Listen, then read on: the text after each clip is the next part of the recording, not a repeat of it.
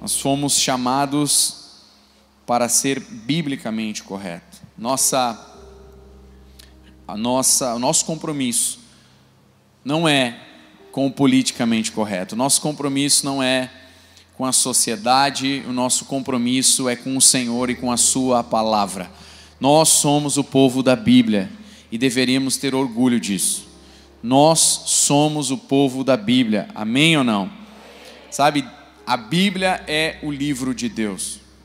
Aprove a Deus enviar as suas instruções através das Escrituras.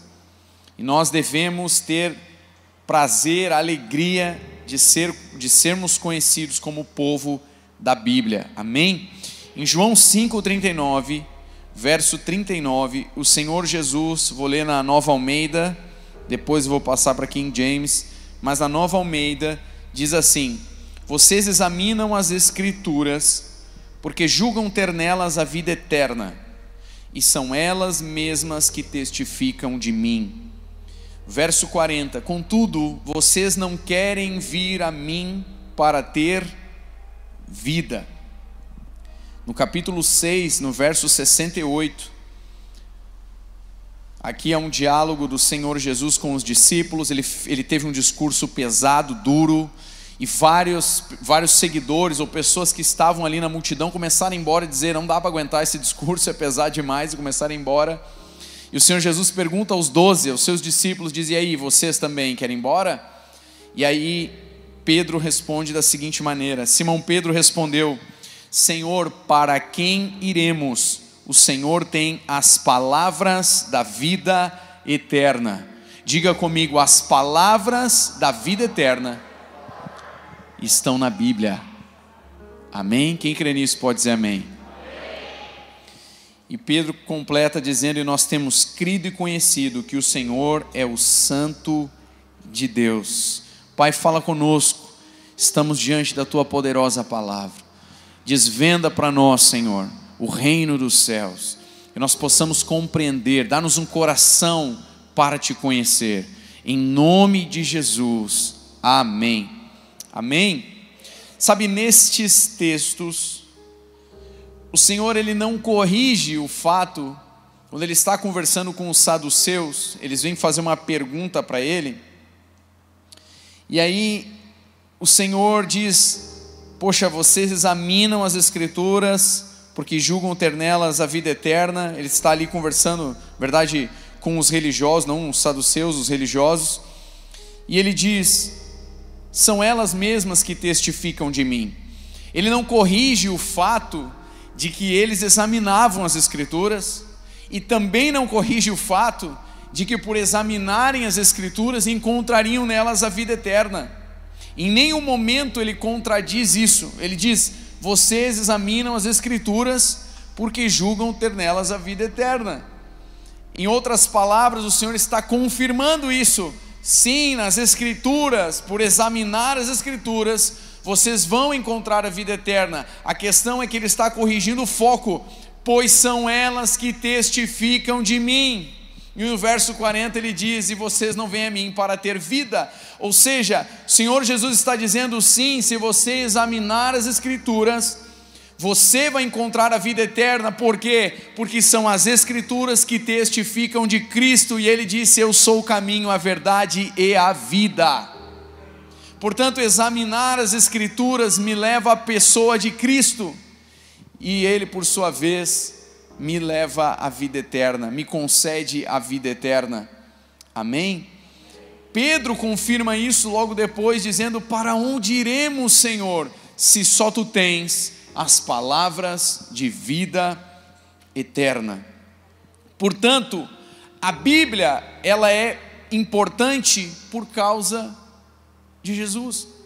A Bíblia só é importante porque ela fala a respeito de Cristo. Se a Bíblia tivesse qualquer outro assunto, não haveria importância alguma. Mas o assunto da Bíblia é Cristo Jesus. De Gênesis a Apocalipse, ela aponta para a pessoa de Cristo Jesus. Ele atrai todos a si mesmo. A centralidade é de Cristo. Amém? Agora, o que me chama a atenção no texto é que o Senhor Jesus não disse: vocês leem a Bíblia, vocês leem a Escritura e quem sabe encontram nela vida eterna. Ele disse: vocês examinam as Escrituras.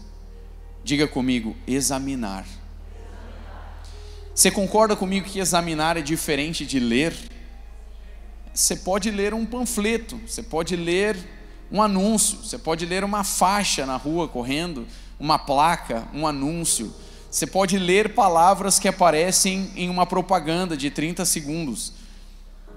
O Senhor Jesus não está falando de ler, Ele está dizendo: vocês examinam as Escrituras. Se você vai, por exemplo, a Atos, no capítulo 17, vá comigo a Atos 17,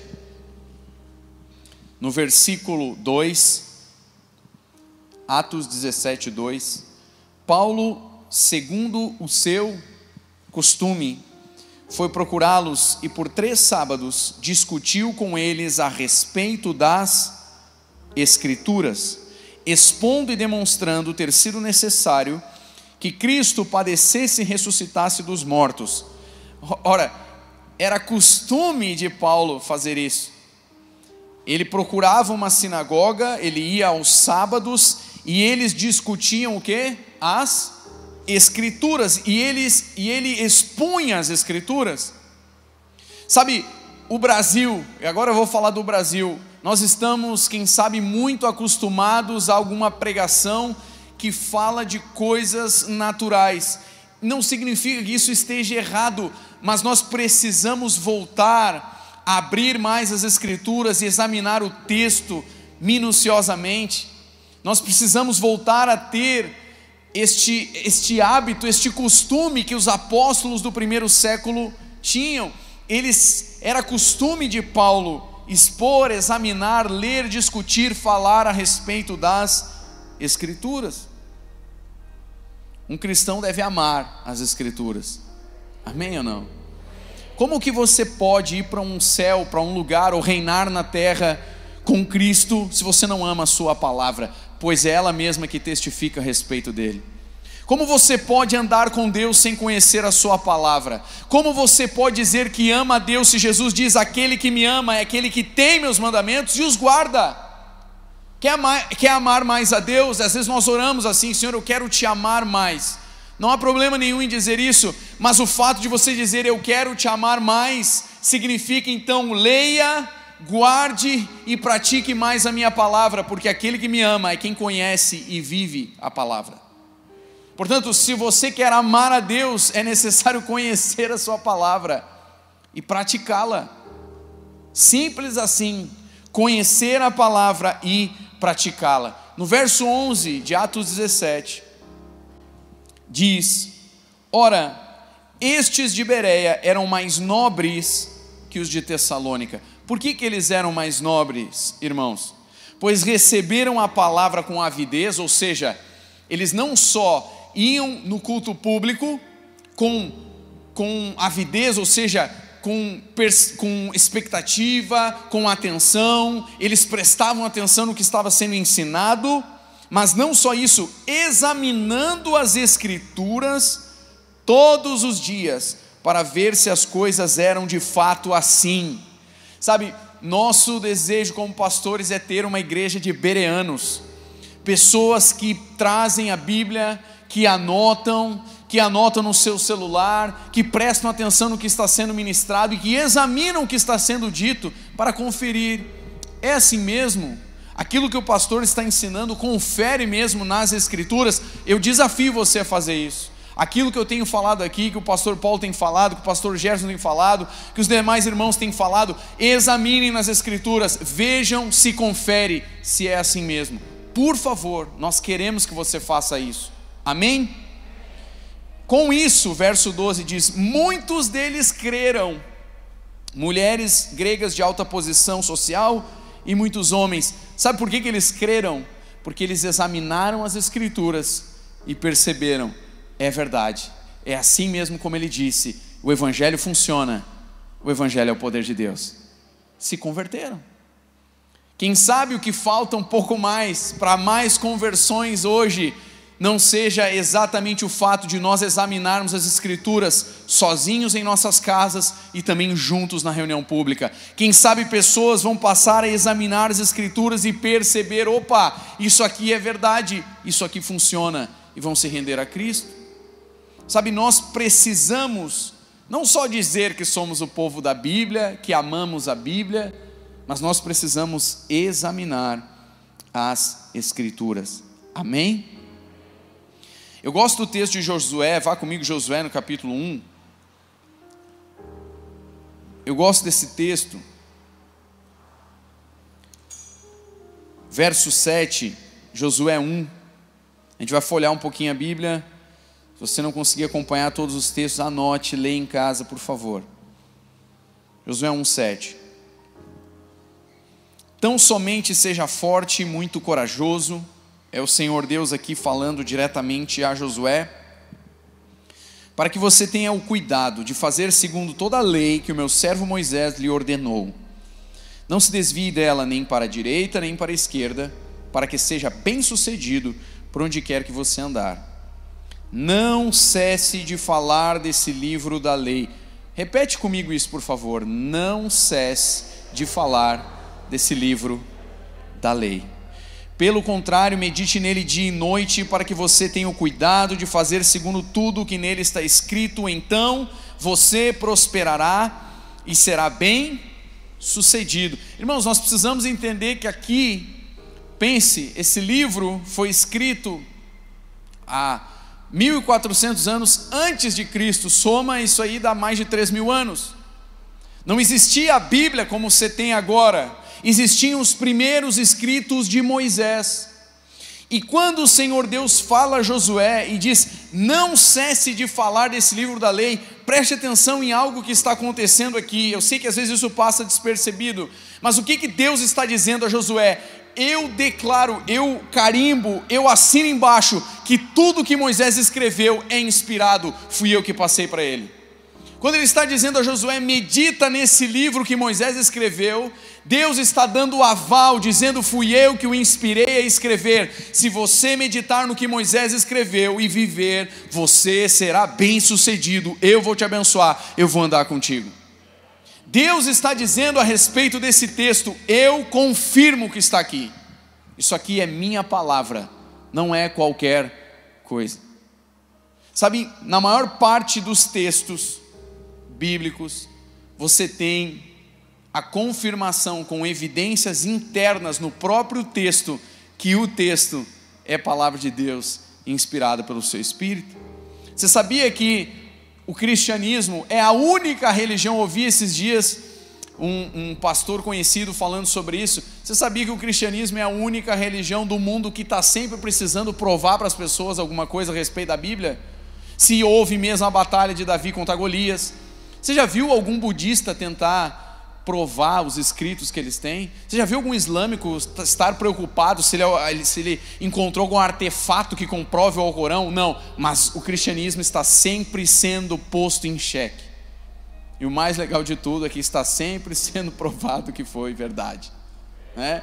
Que existem evidências históricas de tudo o que aconteceu nas Escrituras, ou não de tudo, mas de várias histórias importantes.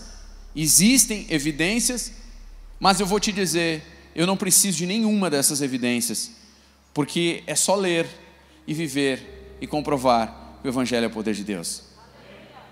Sabe, nós nos apegamos demais a isso, a querer provar por A mais B para as pessoas. Não, esse tempo já passou, deveria ter passado. Para alguns ainda não.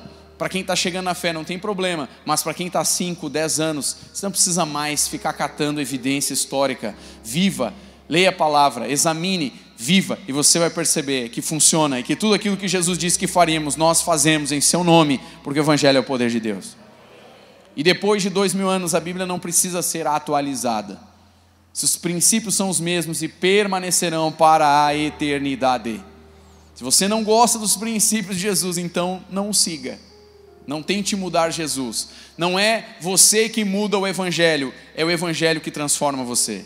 É você que se amolda ao Evangelho. Não é o Evangelho que tem que se amoldar ao tipo de vida, de conceitos, preconceitos que você tenha. Leia a Bíblia, jogue fora os seus conceitos e preconceitos e deixe a Bíblia operar uma transformação em você. Amém? Então o Senhor, Ele está confirmando esse texto, dizendo: é inspirado, fui eu que passei isso a Moisés. Agora, quando você vai a 1 Coríntios 11, vá comigo lá, 1 Coríntios 11, que tem aquela palavra da ceia. Olha o que Paulo diz aqui no verso 29. Ele está falando a respeito da ceia, mas eu quero fazer aqui, pegar o gancho do que Paulo está dizendo e refletir sobre isso daqui. 1 Coríntios 11, verso 29 diz: pois quem come e bebe sem discernir o corpo, come e bebe juízo para si. É por isso que há entre vocês muitos fracos e doentes, e não poucos que dormem. Sabe, quando Paulo está falando essa palavra, ele está falando a respeito da reunião pública. Já falei aqui em outro momento. Ele está ensinando a respeito da reunião pública, e ele está dizendo: o fato de as pessoas se reunirem publicamente e na hora de terem a comunhão e a ceia, não discernem o que é ser igreja. Então Paulo diz: porque falta-lhes discernimento, porque lhes falta entendimento, é por isso que há entre eles muitos fracos e muitos que dormem. Fracos, doentes e muitos que dormem.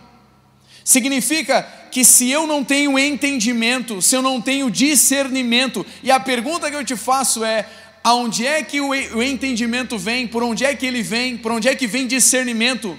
Não é exatamente por examinarmos as Escrituras? Pois se há falta de examinarmos as Escrituras, há falta de discernimento, há falta de entendimento. Quem sabe não é por isso que alguns dormem? Quem sabe não é por isso que alguns estão fracos? Quem sabe não é por isso que alguns estão doentes? Estou falando de forma genérica, é claro. Agora, a falta de entendimento leva a isso. Por isso, irmãos, nós precisamos hoje, mais do que nunca, examinarmos as Escrituras. Amém? Uma vez que a falta de entendimento, a falta de discernimento produz fracos e doentes, ao contrário, o examinar das Escrituras, a dedicação no processo de amadurecimento, leva-me a tornar-me espiritual, forte no espírito. Amém ou não? Discernindo coisas espirituais. Quando você vai no capítulo 1 aqui de Coríntios, capítulo 2, desculpa, 1 Coríntios capítulo 2, verso 13, Paulo diz assim: disto também falamos, não em palavras ensinadas pela sabedoria humana, mas ensinadas pelo Espírito, conferindo coisas espirituais com espirituais. Se não me engano, aqui em James diz: conferindo coisas espirituais a pessoas espirituais, ou falando de coisas espirituais com pessoas que são espirituais. O verso 14 diz: ora, a pessoa natural não aceita as coisas do Espírito de Deus, porque lhes são loucura, e ela não pode entendê-las, porque elas se discernem espiritualmente. Porém, a pessoa espiritual julga todas as coisas, mas ela não é julgada por ninguém, pois quem conheceu a mente do Senhor, para que o possa instruir? Nós, porém, temos a mente de Cristo. Uma vez que a falta de entendimento, a falta de examinarmos as Escrituras, a falta de discernimento produz fracos e doentes. Por outro lado, o examinar as Escrituras torna-me espiritual. O me dedicar neste processo de amadurecimento torna-me espiritual. Sabe, lá em Colossenses 2, você não precisa abrir, 6 e 7, Paulo diz: assim como recebestes a Cristo, andai nele. Verso 7 diz: enraizados nele, edificados nele. Sabe, eu estou tentando fazer lá em casa um enraizador, aprendi no YouTube lá, para as minhas plantinhas, né? Feito com lentilha. Você deixa de molho, deixa ela brotar, bate elas, faz um enraizador. Tem outras formas de fazer, enfim. Para que isso? Para ajudar aquela, se você for tentar fazer estaquia, né? fazer novas mudas, enraizar melhor, mais rápido. Sabe, o examinar das Escrituras é como este enraizador. Se você examina com dedicação, com zelo, isso é como um enraizador, faz o teu processo ser acelerado, você cresce em Cristo Jesus. É importante despertarmos para isso, irmãos. Tem coisas em Deus que você não toca através da minha pregação. Tem coisas em Deus que você não toca através da imposição de mãos do pastor Paulo. Tem coisas em Deus que você só vai tocar examinando lá na tua casa, no teu quarto, as Escrituras. E o Senhor vai começar a revelar a você o reino de Deus. Amém? Eu acho interessante quando o Senhor Jesus, os discípulos perguntam: por que o Senhor conta parábolas para a multidão? E o Senhor Jesus diz: a eles não é dado conhecer os mistérios do reino, mas a vocês é. E os vocês eram quem? Os discípulos. Significa que para quem é discípulo, o reino de Deus está sendo desvendado. Mas o ser desvendado não é assim. Eu não estou sentado confortavelmente em meu sofá, tomando meu chá de camomila e esperando que o reino de Deus entre na minha cabeça. O reino foi desvendado, me foi entregue, está nas minhas mãos. Agora eu preciso fazer uma coisa: examinar as Escrituras com zelo, dedicação, temor e amor. E o reino de Deus vai sair só das Escrituras e vai entrar em meu coração. Eu teria o reino de Deus no meu interior. Amém ou não? Sabe, o desejo de Deus é nos levar neste processo de amadurecimento, nos tornando espirituais, porque vamos conseguir discernir coisas que são espirituais. Nem tudo que acontece à tua volta é natural. Nem tudo que acontece à tua volta é natural. O Senhor quer te ensinar a discernir coisas espirituais. Eu acho interessante o texto de Hebreus 5,14, que diz que os maduros são aqueles que pela prática, ou através do uso dos seus sentidos, estão amadurecendo e conseguem discernir o bem do mal. Sabe, os teus sentidos naturais devem ser treinados para que você aprenda a discernir coisas espirituais. E o Senhor quer te levar nisso, até o ponto de que as coisas que você vê, que você ouve, que você toca, você consiga discernir: isso aqui é natural, isso aqui é espiritual, isso aqui é bom, isso aqui é ruim. Interessante quando João, na sua carta, em 1 João, capítulo 1, diz: nós testemunhamos o que vimos, o que ouvimos, o que tocamos, o que as nossas mãos apalparam a respeito do verbo da vida. Ele está falando dos seus sentidos. Nós vimos, nós ouvimos, nós tocamos, nós fomos tocados. É disso que falamos. Pessoas que amadureceram porque, examinando as Escrituras, tiveram os seus sentidos treinados, tornam-se espirituais e podem frutificar no reino de Deus. Amém?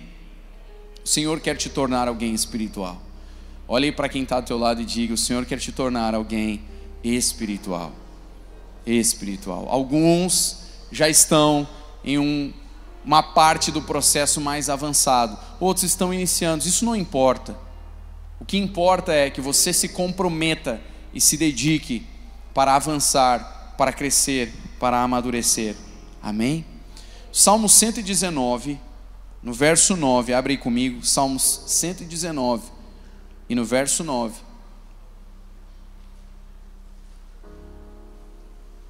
Diz assim: de que maneira poderá o jovem guardar puro o seu caminho? Ele mesmo responde, né? Observando-o segundo a tua palavra. De todo o coração te busquei. Não deixes que eu me desvie dos teus mandamentos. Guardo a tua palavra no meu coração, para não pecar contra ti. Bendito és tu, Senhor, ensina-me os teus decretos. Com os lábios tenho narrado todos os juízos da tua boca. Mais me alegro com o caminho dos teus testemunhos do que com todas as riquezas. Meditarei nos teus preceitos, as tuas veredas terei respeito. Terei prazer nos teus decretos, não me esquecerei da tua palavra. Seja generoso com o teu servo, para que eu viva e observe a tua palavra. Desvenda os meus olhos, para que eu contemple as maravilhas da tua lei. Sabe, o primeiro passo para uma pessoa tornar-se espiritual é se expor às verdades da palavra de Deus. Aqui o salmista está dizendo: como pode o jovem permanecer puro? Observando a tua palavra. Coloco a tua palavra no meu coração, eu guardo a tua palavra e assim eu não peco contra ti. Ou seja, você quer se tornar alguém espiritual? Já te adianto, é desejo de Deus que você se torne espiritual. Paulo ali na continuação do texto, em 1 Coríntios 3, diz: irmãos, eu não pude falar a vocês como pessoas espirituais. Quando ele diz isso, ele está, em outras palavras, querendo dizer o seguinte: eu gostaria de ter falado com o povo espiritual, mas eu não pude. Tive que lidar com crianças na fé, tive que dar leitinho. Quem sabe Paulo queria falar de verdades espirituais mais profundas, não pôde. Teve que falar do beabá, né? Teve que falar do evangelho, do início do evangelho de novo. O escritor aos Hebreus também diz a mesma coisa, no capítulo 6, ele diz: poxa, será que vamos ter que colocar de novo os princípios fundamentais da palavra de Deus? Vocês se tornaram preguiçosos. O desejo do Senhor não é que o seu povo seja zeloso pela sua palavra. Mais do que isso, que você tenha prazer na palavra de Deus. E a promessa: se você tiver prazer na palavra de Deus, o Senhor vai te abençoar. O Salmos 1 diz isso. No Salmos 1 diz: pelo contrário, seu prazer está na lei do Senhor, e na sua lei medita dia e de noite, de dia e de noite. Ele é como árvore plantada junto a uma corrente de águas, que no devido tempo dá o seu fruto, e cuja folhagem não murcha, e tudo o que ele faz será bem sucedido. Você quer ter sucesso, no sentido não de fama, né, reconhecimento, mas sucesso em tudo que você faz? Quer colocar a mão em algo e dar certo?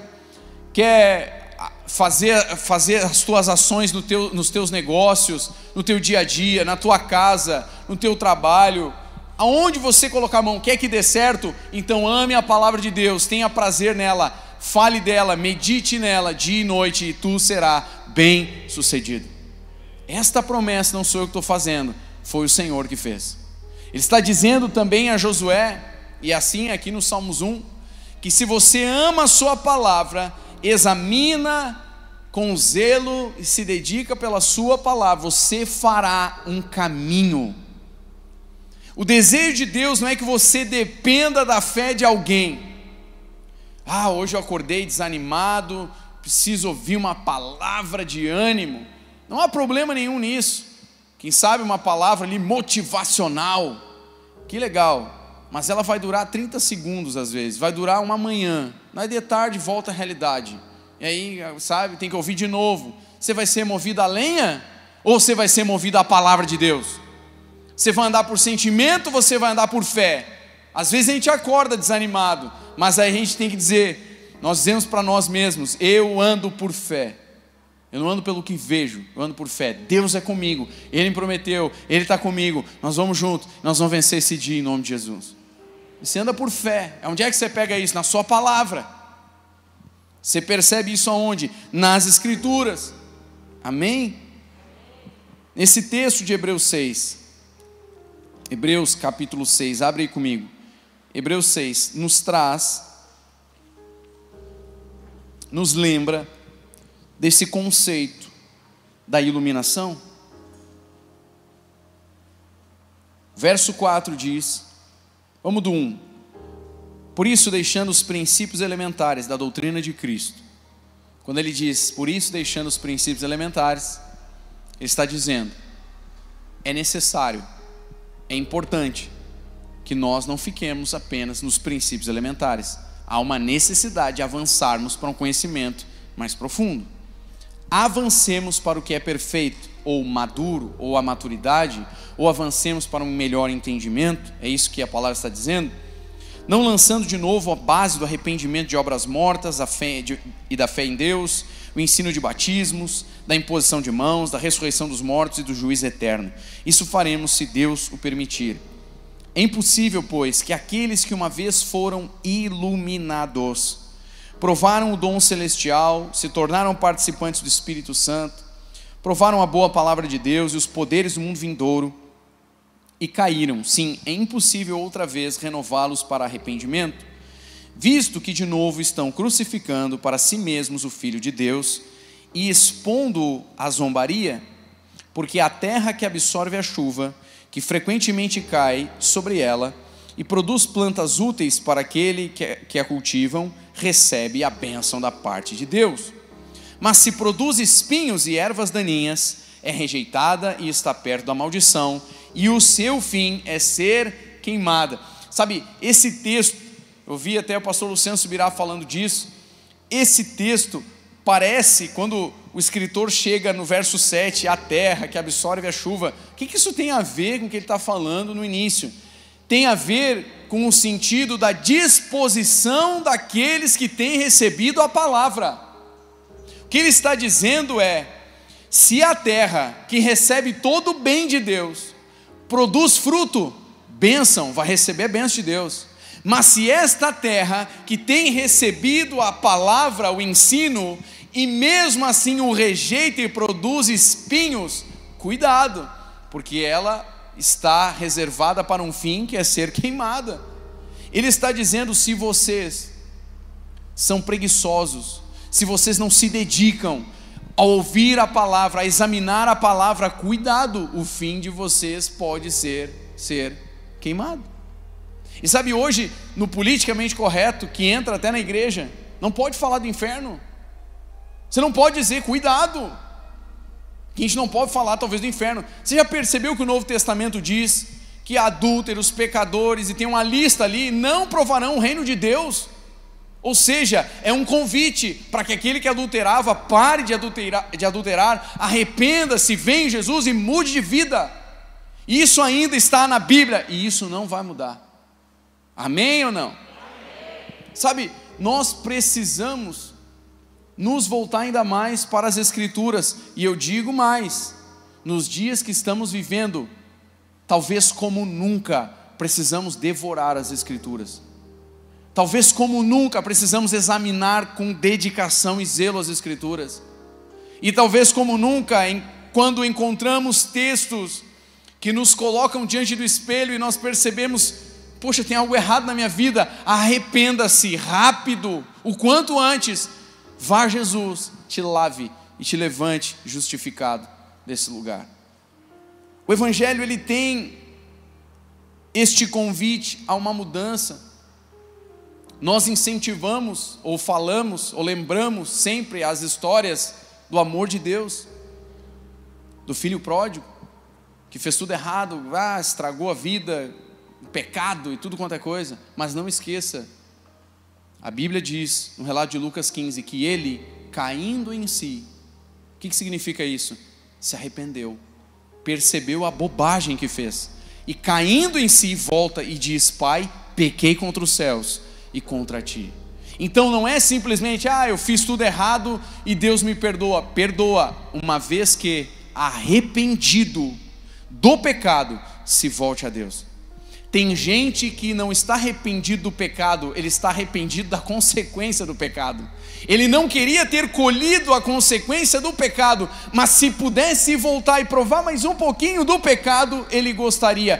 Cuidado, porque Jeremias diz: eu sou o Senhor que esquadrinha o coração e prova os pensamentos para retribuir a cada um segundo as suas obras. Cuidado. No Novo Testamento, a pregação de Paulo era: Deus escolheu um dia onde vai julgar vivos e mortos, e escolheu um homem pelo qual o mundo será julgado. Eu não quero ser legalista, mas eu também não quero vender aqui uma graça barata. A graça custou um alto preço, e o desejo de Deus é levar todo ser humano à transformação de vida. Se não houver transformação, não é evangelho que nós estamos pregando. Jesus disse: eu vim chamar justos ao arrependimento. Não é vir e ficar como está. Tem que haver mudança, tem que haver transformação. E isso ainda é o Evangelho. Quando aquela mulher chega a Jesus e ele diz: ninguém te condenou? Não, ninguém. Eu também não te condeno. Mas ele disse: vá e não peques mais. O que Jesus está dizendo? Eu não te condeno. Agora, muda de vida. Muda de vida. Jesus, quando encontra aquele homem que foi curado no tanque de Betesda, ele diz: olha, cuidado, não peques mais, para que não te aconteça coisa pior. O que Jesus está dizendo? Cuidado com o pecado. Nós precisamos examinar as Escrituras e viver por elas, e não vivermos de qualquer jeito achando que Deus aceita tudo. Deus é bom, e é isso que eu não consigo. O politicamente correto diz que Deus é amor, e que Ele aceita toda forma de amor, e que Ele aceita tudo. Mas gente, isso não é amor, nem em Deus e nem em lugar nenhum. Porque todo pai que ama o filho o corrige e diz: filho, tu está errado, e isso aqui vai te levar à morte. Ou você acha que um pai que vê um filho se drogando vai dizer: está tudo bem, não tem problema, e o filho vai morrer? Não, ele vai dizer: tu está errado, muda de vida, e isso vai te levar à morte. Sim ou não? Então que amor é esse que não diz nada, que não corrige, que não fala o que está errado? Isso não é amor, isso é uma mentira do diabo para manter as pessoas longe do que é o verdadeiro Evangelho. A palavra de Deus inclusive diz, Paulo disse: nos últimos dias não suportarão a sã doutrina. Se você pregar o Evangelho hoje em alguns lugares, as pessoas tapam os ouvidos, eles não querem ouvir a palavra de Deus. Eles querem que Jesus seja um carinha legal, de cabelo comprido, parecido com um hippie, andando com roupa da hora, falando gíria e palavrão, e falando do amor, né? E tal. Para eles Jesus é isso. Não, Jesus não é isso, e não está preocupado em ser politicamente correto ou ter algum compromisso com aquilo que a sociedade acha que ele é. Ele é o que é, tanto é que disse: eu sou o que sou.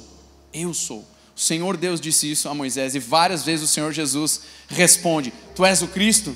E ele respondia: eu sou. Porque ele é. E sabe, aqui em Hebreus 6 fala desta iluminação do Espírito neste processo de amadurecimento. Em João 6, João no capítulo 6, no verso 44, também a respeito desse conceito de iluminação, o Senhor Jesus diz: ninguém pode vir a mim se o Pai que me enviou não o trouxer, e eu o ressuscitarei no último dia.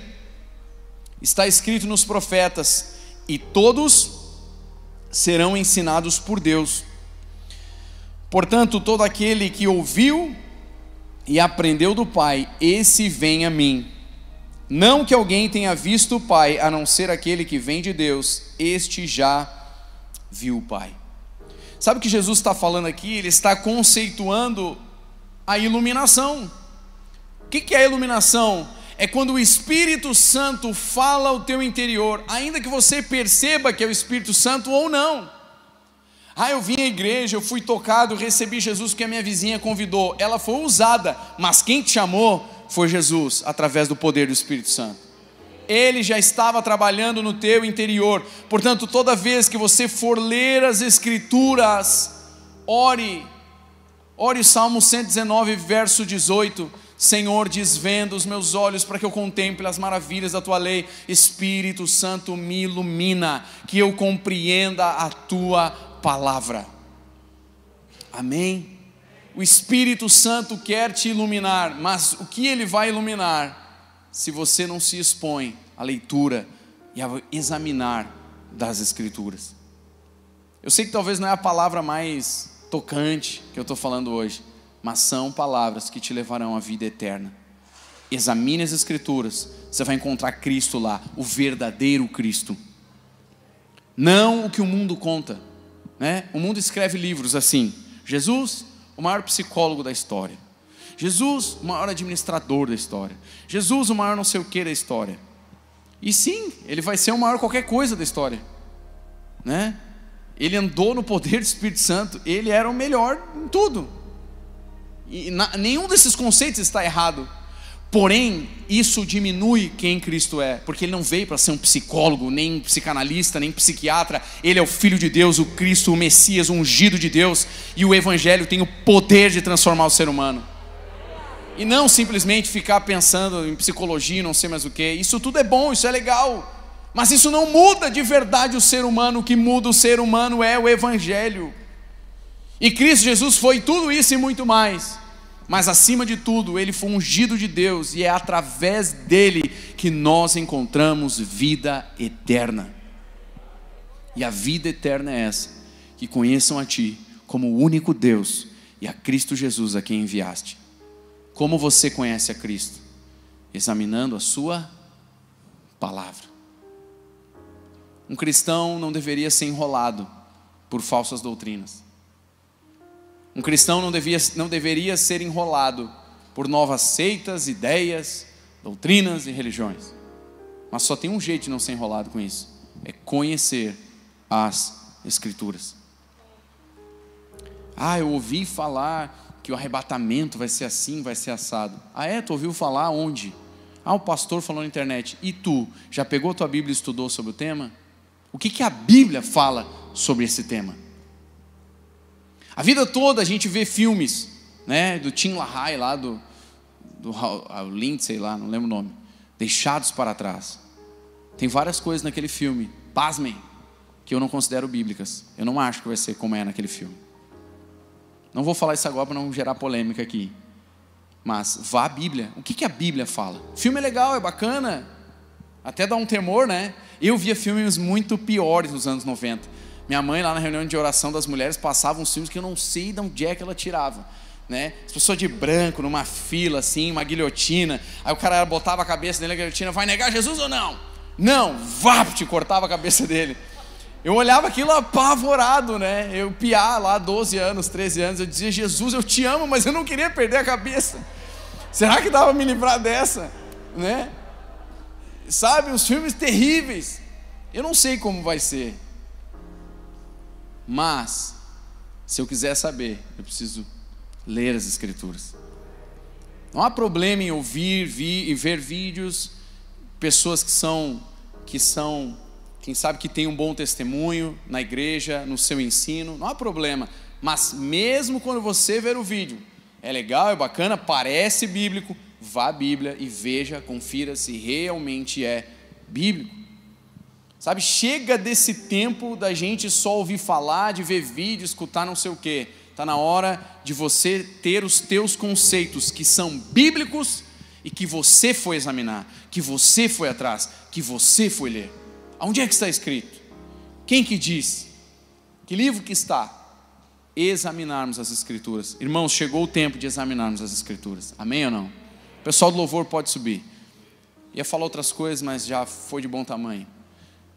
Sabe, nós falamos de avivamento. Eu ouvia hoje um pastor falando sobre o conceito de avivamento. Bem interessante.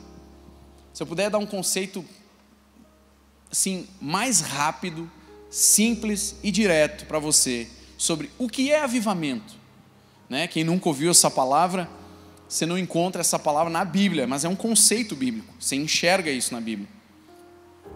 É como uma evidência externa ao texto, por aquilo que está acontecendo no próprio texto, mas você percebe.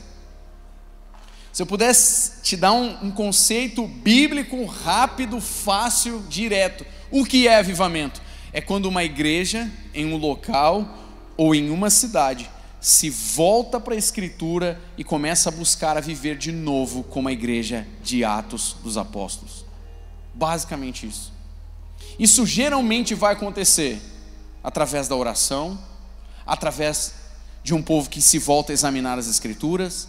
Aí, aquelas coisas que aconteceram em Atos começam a acontecer. Enfermos começam a ser curados, os demônios começam a ir embora, há um derramar do Espírito Santo, um monte de gente começa a ser batizada com o Espírito Santo, um monte de gente começa a ser salva, a salvação, gente dobrando o joelho, confessando o Cristo. E tudo aquilo que você lê em Atos começa a acontecer. Mas isso inicia com uma coisa: com o povo de Deus voltando às verdades da palavra de Deus. quando nós nos voltamos às Escrituras com zelo e dizemos, não, nós queremos andar de acordo com a palavra de Deus, gente, isso começa, ou pode começar, e vai começar um avivamento. Porque o povo que se volta às Escrituras e começa a viver as Escrituras, vai viver aquilo que os apóstolos viveram no primeiro século. Amém ou não? E sabe, aqueles textos ali são incríveis. Tem coisas que o Senhor Jesus disse que nós viveríamos, só que nós ainda não vivemos. Eu vou dizer de novo algo que eu já disse.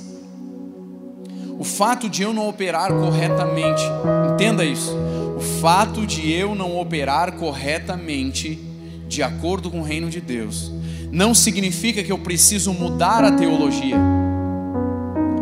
Primeiro vem a teologia. Quando eu falo teologia, eu estou falando da palavra de Deus, as doutrinas da palavra. Você não precisa fazer um curso de teologia, você não precisa, não, examine a palavra, isso é importante, amém? Agora, primeiro vem a teologia, vem o ensino bíblico, vem as Escrituras, depois vem a minha experiência. Se a minha experiência não está sendo igual às Escrituras, não é porque as Escrituras estão erradas, é porque eu não estou operando corretamente. Então eu devo ir a Deus, orar e examinar de novo as Escrituras e ver aonde eu estou errando, o que eu não estou fazendo corretamente, Senhor. Porque o perigo de nós fazermos o contrário, não, é de acordo com as minhas experiências, então eu vou moldar a minha teologia. Sabe o que vai acontecer? Você vai orar por um enfermo e não vai ser curado, e você vai dizer, Deus não cura mais os enfermos. E aí você vai moldar a tua teologia. Você não vai ver mais manifestação de demônios, e você vai dizer, não existe mais demônio hoje.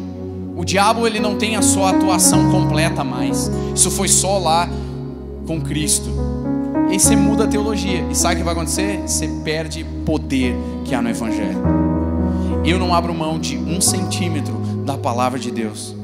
Eu creio na inspirada, inerrante, infalível e na integralidade do Evangelho. Integralidade. Se Jesus disse, tu vai ressuscitar os mortos, eu preciso ressuscitar os mortos. Eu ainda não ressuscitei, mas eu vou ressuscitar os mortos, porque Ele disse que eu vou ressuscitar. Eu já curei enfermos, já expulsamos demônios, mas eu quero fazer mais, aquilo que a Bíblia diz que eu posso fazer e que eu ainda não fiz. Eu não abro mão de 1 centímetro daquilo que Jesus disse que eu vou viver, porque o Evangelho é e continuará sendo o poder de Deus. Não abra mão, meu irmão, não abra mão de tudo que a Bíblia diz que você pode ter, que a Bíblia diz que você é, que você tem e que você pode.